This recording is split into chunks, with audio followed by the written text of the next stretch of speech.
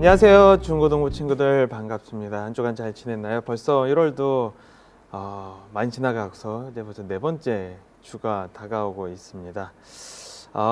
우리 1월 한 달간 길 위의 아브라함이라는 제목으로 우리 아브라함에 대한 이야기를 나누고 있습니다. 오늘 나눌 이야기의 제목은 악함과 약함이라는 제목입니다. 어떤 이야기일까요? 네. 지난주에 목적지에서 벗어날 때라는 이야기를 나누었어요. 하나님께서 아브라함에게 보여줄 땅으로 인도하셨지만 아브라함이 가나안 땅에 도착했을 때 그곳에서 위기가 다가옵니다. 기근이 다가왔어요. 그래서 아브라함은 그때 그 상황에 대해서 하나님께 묻거나 혹은 거기서 무언가 하나님 앞에서 버티려고 한다기보다는 바로 인간적인 생각으로 이집트로 가는 선택을 합니다. 그래서 목적지에서 벗어나서 아브라함의 여정이 하나님의 뜻과는 조금 멀어지는 방향으로 가게 돼요. 그때 외부에서 발생했던 위기가 아브라함 내부로 들어왔다라는 이야기를 했어요. 아브라함은 이집트 사람들이 자기를 죽이고 아름다운 자기 아내를 빼앗아갈지도 모른다라는 불안과 두려움에 가득 차게 됩니다. 그래서 아브라함은 어떻게 했을까요? 네, 거짓말을 할 생각을 합니다. 이집트 사람들을 속일 생각을 하죠.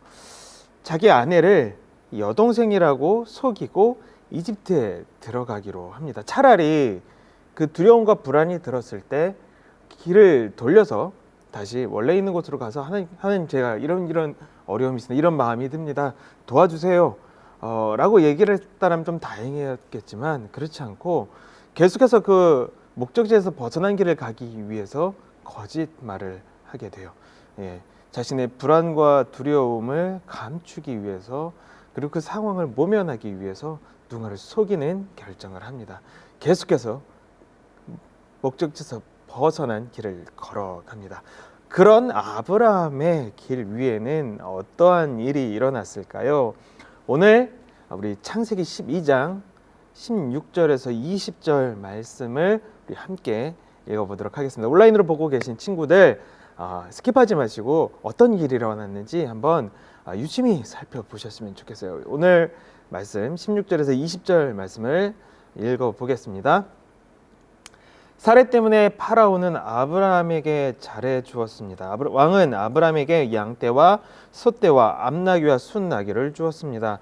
아브라함은 왕에게서 남자종과 여자종과 낙타까지 얻었습니다. 그러나 여호와께서 파라오와 파라오의 집에 사는 모든 사람에게 큰 재앙을 내리셨습니다. 여호와께서 그렇게 하신 것은 아브라함의 아내 사레일 때문이었습니다. 그러자 파라오가 아브라함을 불러서 말했습니다. 왜 나에게 이런 일을 하였느냐? 어찌하여 사레가 네 아내라는 말을 하지 않았느냐? 왜 저 여자를 네 누이라고 말해서 내가 저 여자를 내 아내로 데려오게 했느냐? 네 아내가 여기 있으니 데리고 가거라. 그리고 나서 파라오는 신하들에게 명령하여 아브라함이 그의 아내와 그에게 속한 사람과 재산을 가지고 이집트에서 떠나가게 했습니다.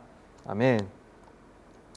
이집트의 통치자 파라오는 당연하듯이 아름다운 그 아브라함의 아내 사레를 데려갑니다.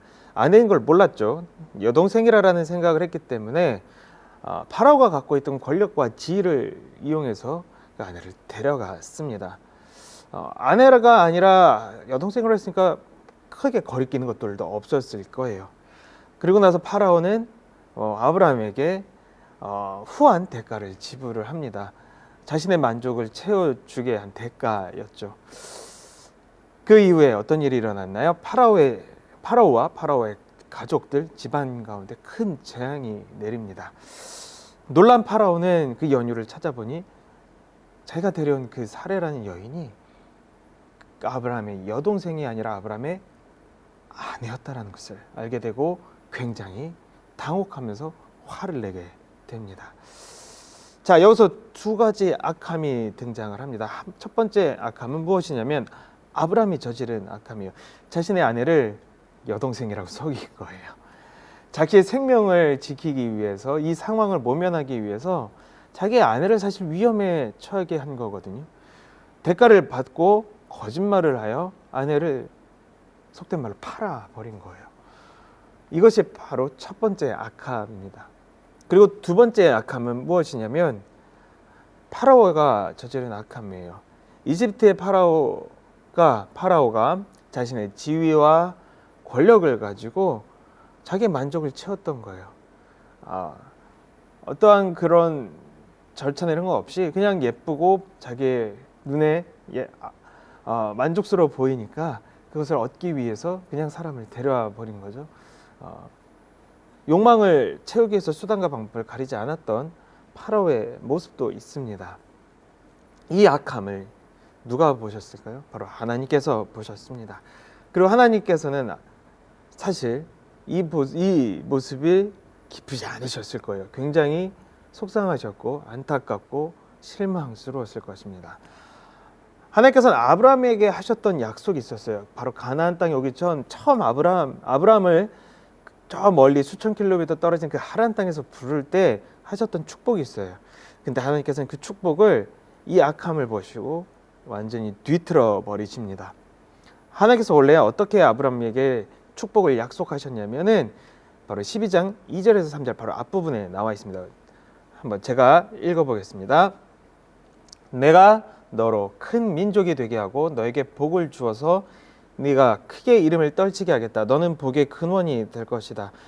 너를 축복하는 사람에게는 내가 복을 베풀고 너를 저주하는 사람에게는 내가 저주를 내릴 것이다. 땅에 사는 모든 민족이 너로 말미암아 복을 받을 것이다. 아멘. 아브라함은 아내를 누이라고 속여서 파라오에게 바침으로 또 파라오는 자기의 욕망을 취하기 위해 만족을 채우기 위해서 그 악을 행함으로 인하여 여러 가지 그 이집트 안에서 악함들이 쌓여져 갔습니다. 아브라함에게 파라오는 많은 축복을 하고 아브라함을 선대하고 많은 선보를 주었지만 그런데 그 파라오에게 돌아온 것은 뭐였냐면 복이 돌아온 것이 아니라 저주가 돌아왔어요. 하나님께서 처음 약속하신 것을 보면 아브라함에게 축복을 베풀고 잘해주는 사람에게는 복이 갈 것이라고 분명히 이야기를 하셨는데 반대가 되었어요. 파라오는 아브라함에게 잘해줬지만 저주가 반대로 자기에게 다가옵니다. 적어도 아브라함은 이집트에서만큼은 복의 근원이 아니라 저주의 근원이었습니다. 아브라함을 통하여서는 하나님의 복이 흘러간 것이 아니라 저주와 재앙이 흘러갔어요.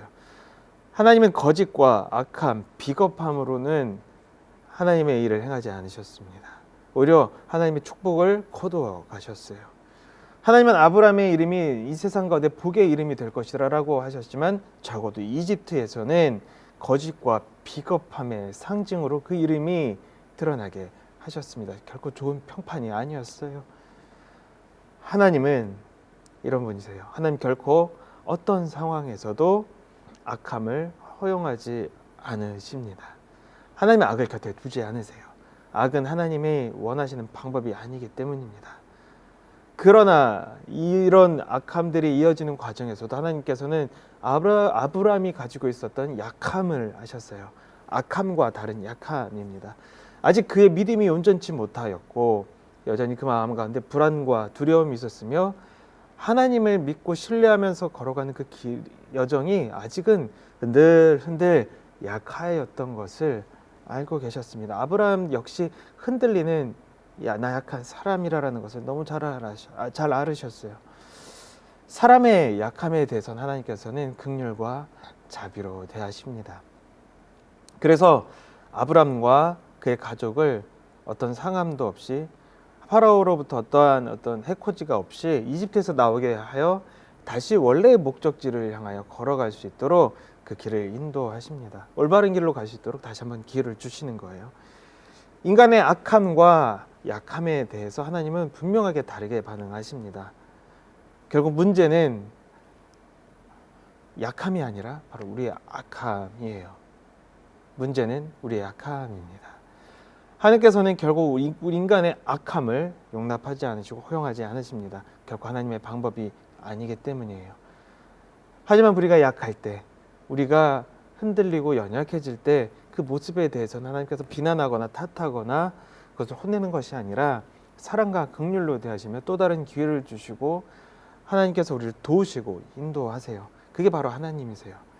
아마 아브라함에게 있어서 이집트라는 곳은 또 여기서 일어났던 일들은 이것을 배우는 시간이었을 거예요. 하나님께서 악함에 대해서 그리고 약함에 대해서 어떻게 다르게 반응하시는지, 어떻게 그것에 대해서 하나님께서 악함은 멈추게 하시고 약함에 대해서는 하나님께서 긍휼로 사랑으로 감싸 안으시는지를 아브라함은 배우게 되었을 것입니다. 우리 친구들도 앞으로의 일상 가운데서 인생의 길 가운데서 또 진로 가운데서 결코 악함의 길에 서지 않기를 축복합니다.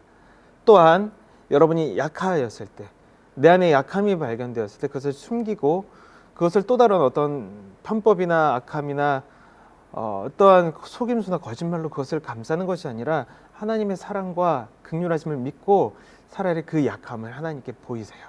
그대로 드러내세요. 그러면 하나님께서 그 약함을 강함으로 바꾸실 것이고 하나님의 큰 손과 큰 팔로 강한 팔로 여러분들을 오히려 더 도우시며 인도해 주실 것이고 사랑과 긍휼로 하나님께서 축복하실 것입니다.